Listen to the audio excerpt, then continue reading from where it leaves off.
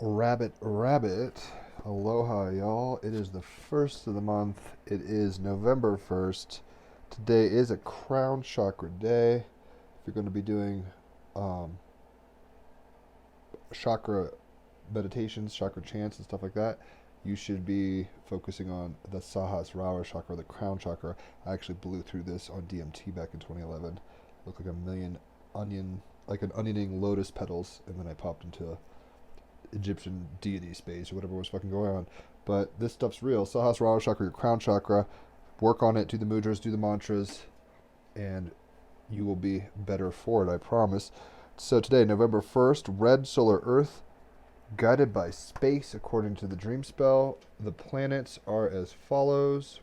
Hopefully you're all doing well. Hopefully you guys, I don't know if you tuned in necessarily to my full and new moon ceremonies with Alex Great Cards, but hopefully you did something for the full moon in Taurus yesterday. It's still in effect. We're still in that like pocket of full moon energy, but the moon is in Taurus still, right? In Scorpio sun. Mercury's in retrograde in Libra. Venus is in Libra. Mars is in retrograde in Aries. Let's go ahead and pull some cards, shall we? Kind of stoked. We've got two cool people on the podcast today. Akos Mondavici, he's been on before. It's like talking to Nikola Tesla. We were talking about the geometry and math of consciousness and stuff like that. It's gnarly. You guys should enjoy that. And then Solara Rose, she's a friend of mine who's a quantum healer and a guide and she's just a cool chick. Taurus, she's in Hawaii now, I think, but she was from Texas. Hopping around doing her thing. She's a personal coach type person, quantum coach, that kind of thing, and she's coming on the podcast. That should be great. So let's go ahead and see what we have in store for our first day in November. We've got the princess rather of Pentacles. Very apropos for Moon and Taurus energy, Mercury and Libra retrograde, but still apropos, and Scorpio Sun. So let's go ahead and talk about what this is.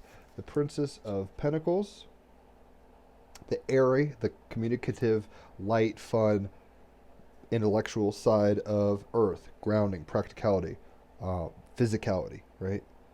So, be observant and resourceful, look to the little details, enjoy collaboration. Simple but beautiful on this Sunday, ruled by the sun, right? And it even looks like a sun she's growing towards, this Vesica Pisces. This is about union, collaboration, right? Doing things to the best of your ability and being resourceful as well as observant. So it's kind of mercurial. I think of this almost like a Virgo card in a sense. Princess of Pentacles, I value all of life.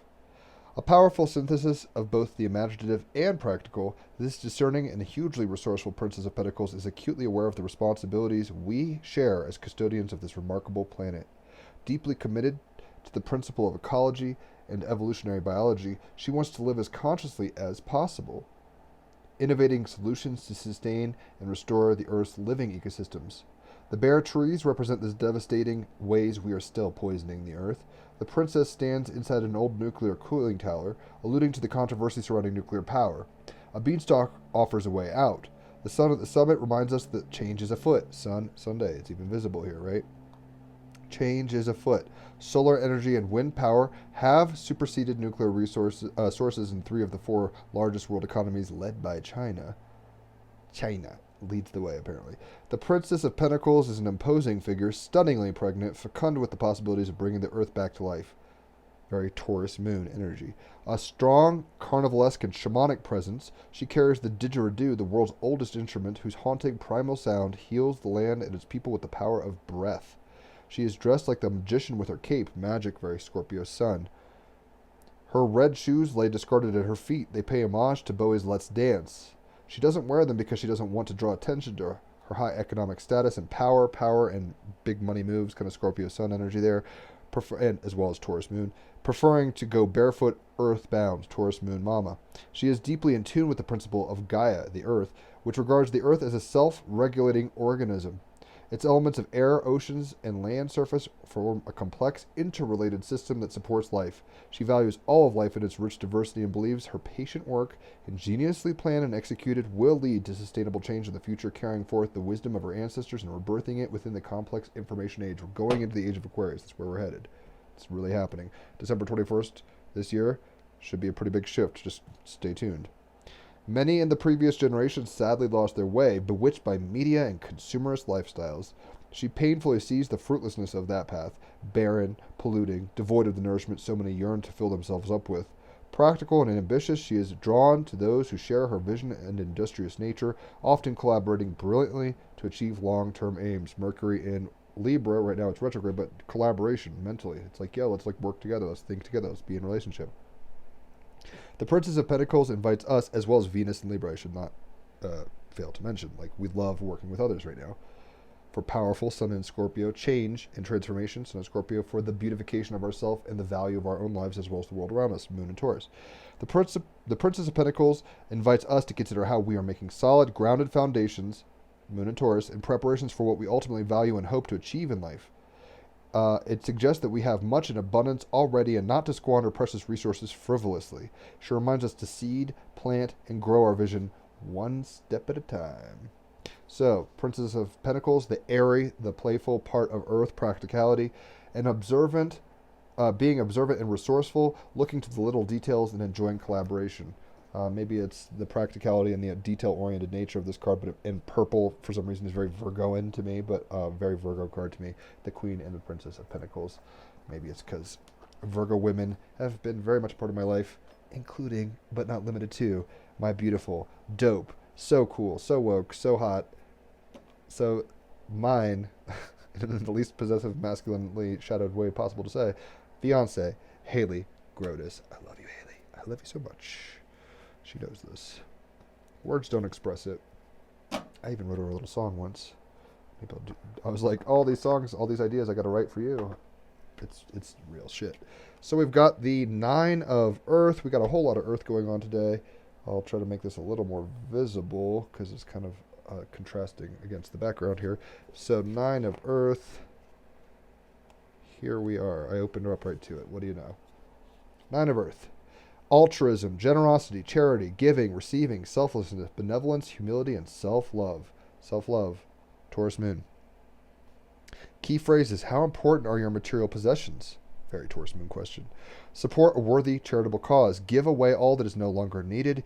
Give without bias or expectation. Heal self by helping others. We heal ourselves through helping others. That's why we help each other.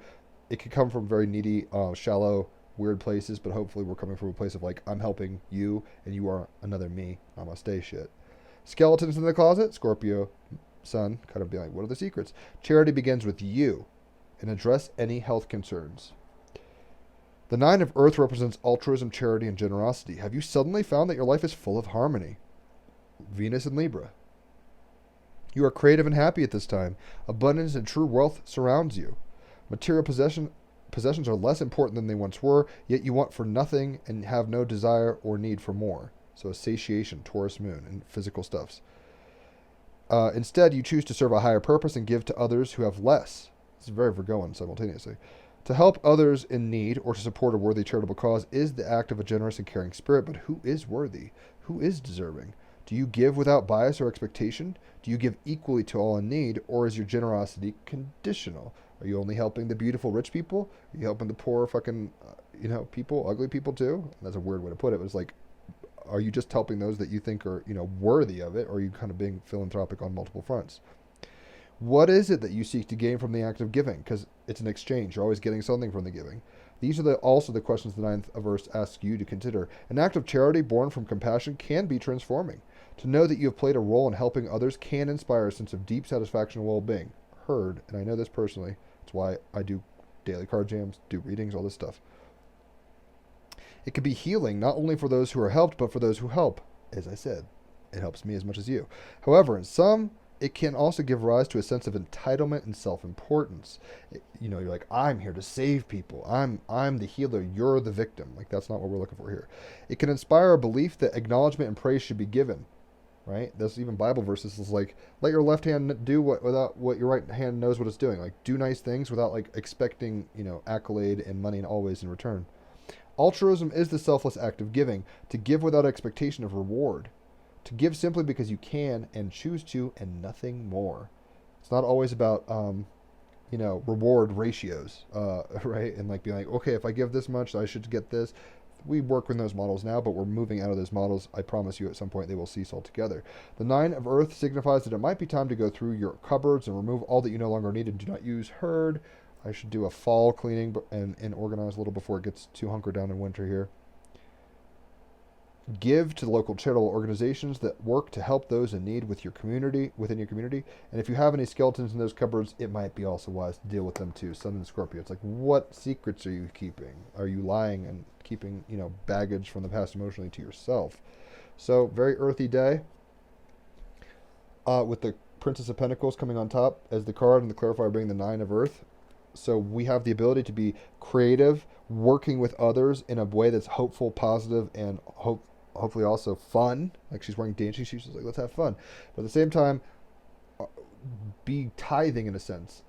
This isn't a bragging point, but I give readings for money. And sometimes I give readings, very rarely. So don't ask everybody at once. Sometimes when people are like, I don't have much money. Do you want to trade? Or here's a little money. Can you help? I'll help, right? When I feel inclined. And hopefully I'm doing it out of a good place, right? So be willing to work within your communities, but be doing it without the expectation of material success or reward, accolade, all that stuff all the time. You want to be compensated energetically, but sometimes just being nice is a reward in and itself. It isn't about a price tag at that point, right? Although we all have bills to pay and we all have needs, so that's why money exists at the moment. But as soon as we start shifting that, and consciousness is necessarily shifting that, whether we want it to or not. The values, Uranus is in Taurus right now, where the full moon was, conjunct basically. So it's like we're radically transforming our physical bodies, our health, our values, our money situations. These are it wouldn't surprise me if in the next bit we start having like real money shifts. I was trying to think of something that's happening to exemplify this, but I don't need to talk about it amidst all this presidential election, COVID stuff. There's a lot of change happening. We all know it. 71, homing beacon Vega. And it's surprising because both of these were very Virgoan energies. So we're getting Vega as the card. Number 71. Let's see what this has to say. Vega. This is future timeline, 71, homing beacon. In the ancient days, the Vegan mystics developed their practices as a way to also always connect with Source. There's a light in my eye. Hold on. All right, that helps a little bit. It also made it extremely dark. That helps. Kind of. All right. So, geez. Can nothing be right always? This duality. So they're trying to connect with Source or home, using them as a homing beacon in their mystical practices. Eventually, they no longer needed spiritual technology or spiritual processes to make this connection, whether it's drugs, meditation, all this kind of stuff. High vibing, like that stuff is a technique to get to this place. You too have this ability deep within you. Learn to quiet the mind through breathing or meditation and then just let go.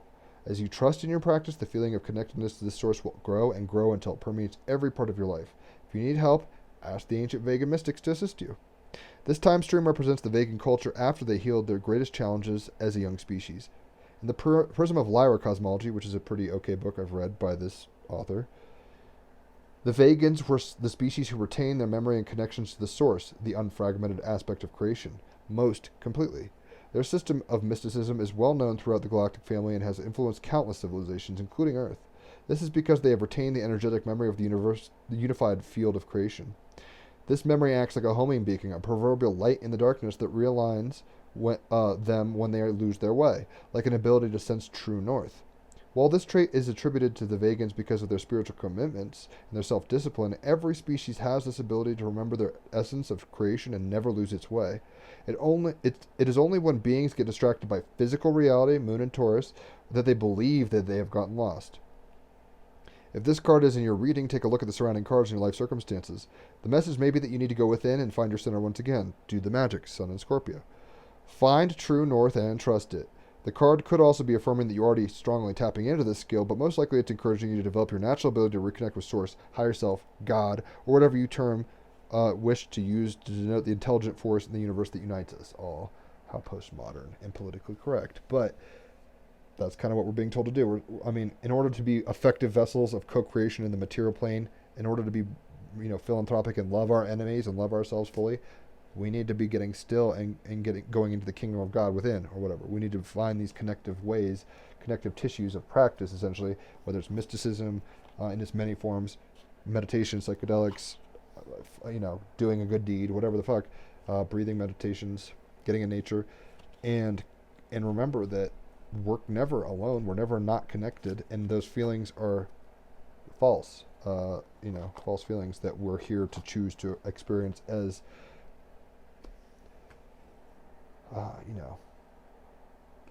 it's a part of the trip we've chosen to experience, basically, is how I'm trying to say it. All right, so we got observation. Very Scorpio sun. They observe from afar.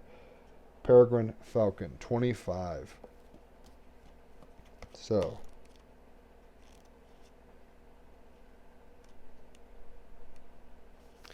observation. It says take a step back and simply observe a situation. That is what these meditative practices, psychedelics, whatever, the homing beacon, is taking a step back and observing the situation and realizing you're still part of source. Take a step back and know how you can participate better with it, right? Be philanthropic. She's got her third eye woke. She's like, oh, I love you, and you're my friend, and I'm helping you, and you're helping me, and we're all family, that kind of vibe. So, take a step back and simply observe a situation. Listen and watch before you decide on a course of action, as acting rashly will not serve you in your current situation. Mars in retrograde in Aries. You are being supported by powerful forces. Venus in Libra. Do not fear, you are protected. Mythos. The eye of Horus is shaped exactly as that of the falcon, even down to the drooped teardrop shape at one end. A sign of all-seeing royalty, benevolent protection, and supreme power and unity, this magical symbol is still used today in spells for home and personal protection. Horus himself, who had a magical birth, was the child of the goddess Isis and Osiris. When Osiris was killed and dismembered out of jealousy by his brother, the storm god Set, Osiris's loyal and loving wife Isis searched the world over for the pieces of his body. With the help of magical incantations supplied by Thoth, very Scorpio's sun, Isis healed Osiris and protected an heir, Horus. Or produced, rather, an heir, Horus. Horus united the family and became not just the god of the sky, but a protective influence over all of Egypt. Such was his importance that it was believed the pharaohs were Horus incarnated on earth, and the temples that were dedicated to him were superb. Horus is often depicted with a falcon's head carrying the ankh of eternal life and accompanying the pharaoh of the time. The animal. I have the privilege of living very close to the perching place of a pair of peregrine falcons. Say that 9 times fast. Privilege of living very close to the perching place of a pair of peregrine falcons. These magnificent birds of prey, the fastest animal on Earth, with diving speeds of up to 350 kilometers an hour, survey all, watchful for movements and meals. When they see what they want, they take off, silent and compact, and their flight path is as sharp as a blade. Their prey is mainly other birds, usually from above by striking the bird with a punch-like action from the talons. They then catch the prey in midair as it drops. These high-speed strikes are often the result of a free-fall dive called stoops. The birds are designed, the faster they go, the more maneuverability they have. The structure of stealth bombers was modeled on the peregrine's wing shape. Hunting normally takes place at dawn or dusk, although urban falcons are also known to hunt nocturnally. Falcons nest in high places, scraping areas away on cliffs and natural spaces on the edges of high mountains, having access to a view that enables them to use the incredible eyesight is vital. Observation in a deep way, Scorpio sun. These birds are able to spot prey from a kilometer away quite clearly. The magic. This is on page 101, so pay attention, folks. The primary magic of the peregrine is one of protection. The energy is one of an all-seeing observer and a protector on high. Work with peregrine magic when you need some powerful safeguarding or support. The other element I love working with the peregrine energy is wise observational energy it provides. The higher octave of the scorpion, in a sense, is the eagle, and that's not too dissimilar from a falcon. When you need to make a decision about a situation and need to have more information to do so, this animal will help you see the full view and to be patient about the gathering of intelligence. Symbology is the Eye of Horus, yellow talons, profile view of the head. Status is endangered in most territories due to poison buildup in prey animals and egg/habitat loss. So they're becoming more of an issue lately. Let's take care of our animal friends. Let's be philanthropic and caring of our environment. Let's renew it. We're here to be the change, right? And in order to do that, sometimes we have to go within and get the upload, the download, however you want to put that, from source in order to know what our role is. Holler for readings if you want. I love giving them. People like getting them. I've been giving a bunch of card readings and chart readings lately. Everyone is very happy with that. So I can help you understand your role as much as one can in the 3D. So holla. Let's keep going with the cards, though. So we've got today. This is some very Scorpio Sun, Taurus Moon vibes. Gustave Courbet. Whoa, Gustave Courbet. And you'll see momentarily why I said this. It's very sexual, but it's still very grounded and practical and earthy in a way. Gustave Courbet. Gustave Courbet shocked the bourgeois, and shock can be very Uranus and Taurus, right where we are right now. Conjunct the full moon. Shocked the bourgeois by keeping things real. Taurus moon, keeping it real. Instead of idealized or historical versions of life, he painted what was right in front of him, namely everyday people, including prostitutes, how taboo, how risque, how Scorpio sun, and their everyday bits, including an intimate close-up of where we all come from. Very taboo, but practical. Scorpio sun, Taurus moon. Famous Courbet, known for the immediacy of his aesthetic, earned himself the reputation of founding realism and menacing society with his annoying beliefs about liberty. Held responsible for writing Parisians' destruction of the column in the Palace Vendôme, celebrating Napoleon's career as conqueror, Courbet was jailed for 6 months and then fled to Switzerland to avoid more legal fees. He died prematurely, justified in his distrust of authority. So he was jailed, Mars in retrograde in Aries, his self was jailed, and then we got the retrograde going on in, what is it? I was going to say Saturn, but it's not retrograde. Never mind. Well, we've got jailing, which is the Jupiter, Saturn, and Pluto in Capricorn right now, where it's like, oh, we're going to be the law and show you what's up. So, may your art help finance your legal fees, is the advice we're getting from Gustave Courbet. She is being practical and making beautiful things and being kind of playing with others and doing things with others, right? Collaborations. And hopefully that is actually something that inspires her and makes her happy, but also brings in some income, right? So her dancing has a tip jar she lays out. Like I put on these things. I'm like, here's a tip jar. Leave a tip if you feel inclined. With the Nine of Earth, Nine of Earth, we have the ability to be philanthropic. You get what you give. So tithing, if you're always doing something, the whole point of tithing comes from like the idea of gleaning the fields, which is kind of a Middle Eastern idea where it's like, look, farmers leave, I don't know if it was 1% or 10% or what, but it's like leave a percentage of the outlying sides of your crops there for poor people who can't afford food. Like we don't want civil unrest and social fabric ripping. So like, let's do a little to help those who are not available to help. It's the nice thing to do. Give. And then you know that you're being a nice person and you pay it forward very practically, right? Homing Beacon 71 is saying you got to go within and understand what you're about, going to source to know what your mission is here to do. We can get very distracted by people saying you should do this and you should do that. You shouldn't do this. You shouldn't do that. It's like, you know what you need to do, consciously or not. Like I said, hit me up for reading. I can help unearth some of that, but you are the one who's going to undig that treasure ultimately in yourself. The kingdom of God is within you and me and all of us. Amen. So do the work. Observation. Maybe you want to act rashly, but right now is not the time to act rashly. So it's like, just observe, kind of ask questions, take in information, understand the situation to the best of your ability, and ultimately try to take those observations and make them work for you, Taurus moon, right? Take your observations, Sun and Scorpio, make them work for you, Taurus moon. So may your art help finance your legal fees. May the things we do creatively, art, Venus in Libra, moon in Taurus, may the beautiful things that we create help us deal with life, our legal fees or our food needs or whatever, like all that kind of energy, right? So the stone we got today is moonstone. We just had a full moon, rather appropriate. What it is, let me put these away really quick. So full moon in Taurus, still vibes kind of happening barely, but still here. It's called, I forget what it's called. Haley knows, she could probably say. But what up, Joe?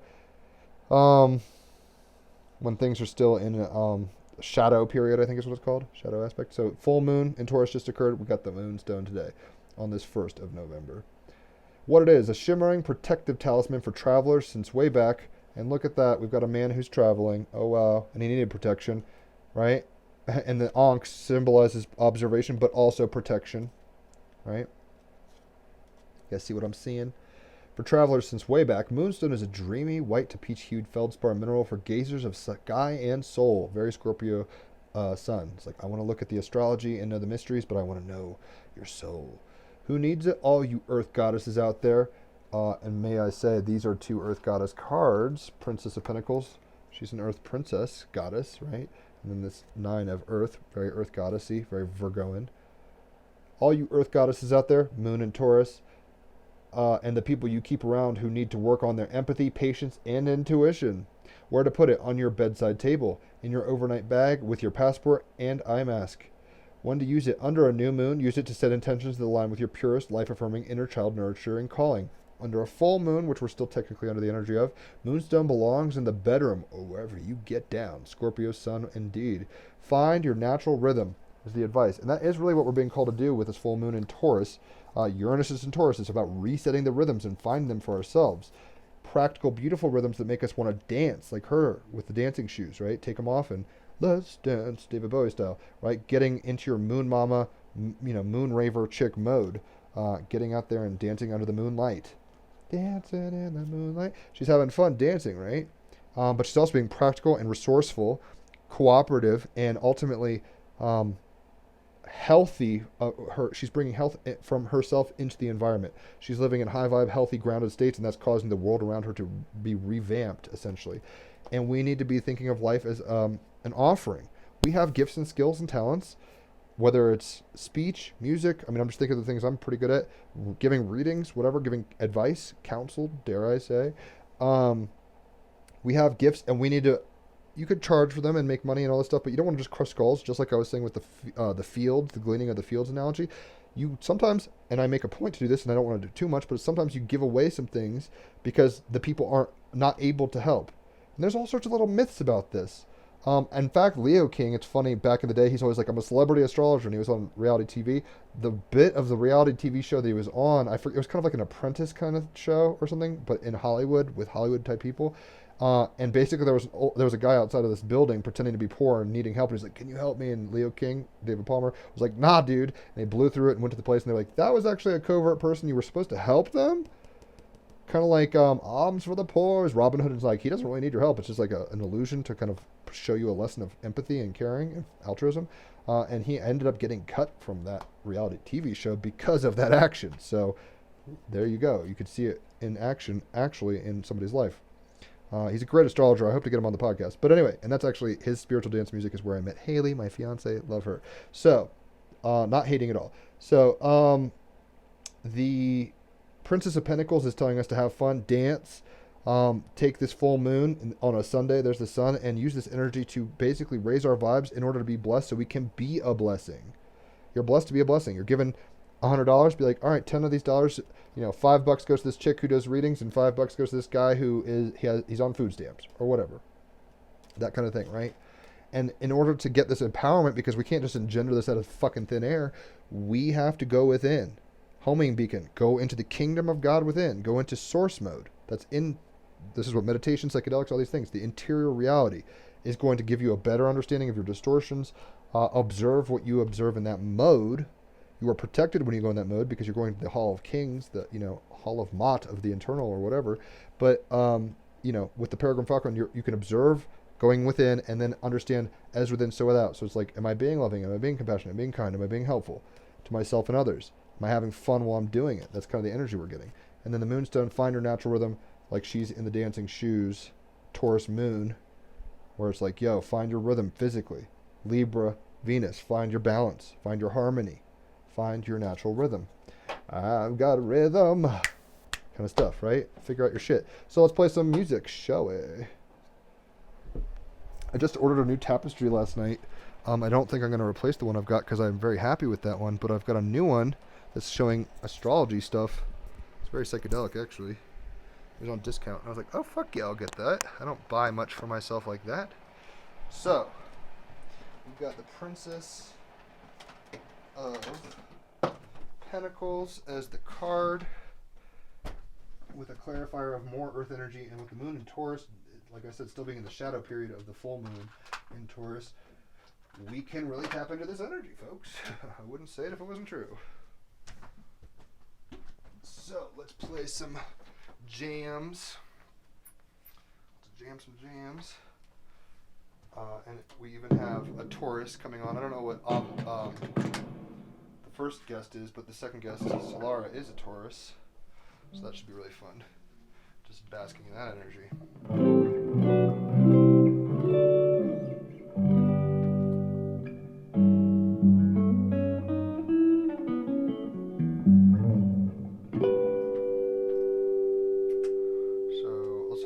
dancing music. Maybe some more like reggae stuff.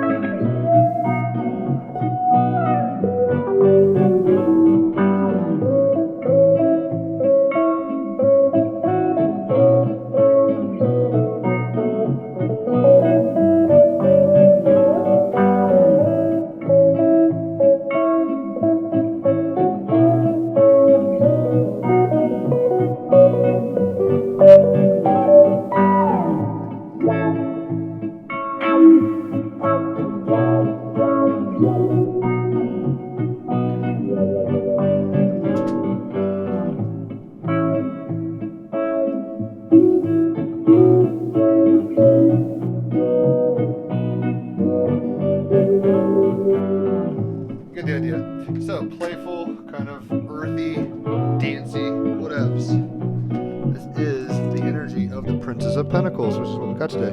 So the Princess of Pentacles is trying to have fun while doing good, right? It's like raising vibes. Hold on. Raising vibes in order to enact the change in the world she wants, right? But she knows that there's practical ways to do this, and it's not just about dreaming a new world. It's about making it happen in the physical. Taurus Moon, 9 of Earth, physical. How do you want to, if you want love in the world, be loving. It's that simple. And you can't necessarily, I mean, I'm not saying you can't, but this is why I'm still kind of a Christian, where it's like, this power is beyond us. Love is beyond our natural state, it seems, in this dimensional position of time-space. So it's like we have to go within, find that homing beacon, find heaven in ourselves and others in order to be philanthropic, in order to tap into the love and share the love. She's sharing the love. She's like, oh, I'm so woke. Look, my third eye's open. I can see you as me. Oh my God, here's something from my harvest. She probably didn't do that. I mean, she might have been born that way, but she probably did that after some soul searching. And that's what we are being called to do. Observe ourselves, Scorpio sun, in a real way, in such a way that we know our shadows, our light, integrating them both, Venus and Libra, right? It's not about eliminating shadow. It's about having it in right balance with light. And you can't just be goody two-shoes all the time. It's like, that's going to be bypassing in some way. So you want to find that middle ground, right? May your art help finance your legal fees. So may the things that we do practically in physical body embodiment help ourselves and others, even in physical ways, abundance physically. Find your natural rhythm, right? So find your dancing shoes, find your groove, go to the beat of your own drum, and do it from your heart, and everything else will flow from that place. Hopefully that makes sense. Holler for readings if you want. Like I said, 2 great guests on the podcast today. Should be fascinating. I'll post those later after they occur in here, and then as well as tomorrow. Holler for readings if you want. Love giving them. People love getting them. 5 stars only. Not many things can claim that kind of excellence continually. So thank you all for those of you who are coming to me for services. Love giving them. Hopefully you've enjoyed as much as your reviews say that you have. And yeah, just try to have fun in the fucking embodiment. Like, we're spirits in a physical world. Find your dancing shoes. Have fun with it. Be a blessing. You've been blessed to be a blessing, and it can look all sorts of ways. You might be really good with numbers and money, so you're an accountant. You might be really good with people, so you're like a social worker. You might be really good with music, so you're a composer. You might be really good with, see what I'm saying? It's all sorts of things. Find your superpowers by going within, finding heaven within, and finding what you're here for. Find your codes. Holler for readings if you want to know what that kind of looks like for you. Observation, watch yourself, and know that you're helped, you're protected, and you're protected even when you don't feel like it. But may the things, like when the legal fees and like the bills are piling up, may the things that you find creative and fun help assuage those, right? Like, I like giving cards. That helps pay for food, right? So find your natural rhythm, though. Everyone's got a different rhythm, and everyone can do what they're here to do. And if we all let each other do what we are here to do in a loving place, we'll find equilibrium, and we'll realize how perfect it actually is without stressing over coming to perfection. It's like, it's all in dynamic balance. Imagine the ending spinning really quickly, and it's gray. It's so gray that's like the quantum reality we live in, but it's like polarity in a unity going really quickly, balanced ultimately. Hopefully that makes sense. Have a good day, guys. Happy November too.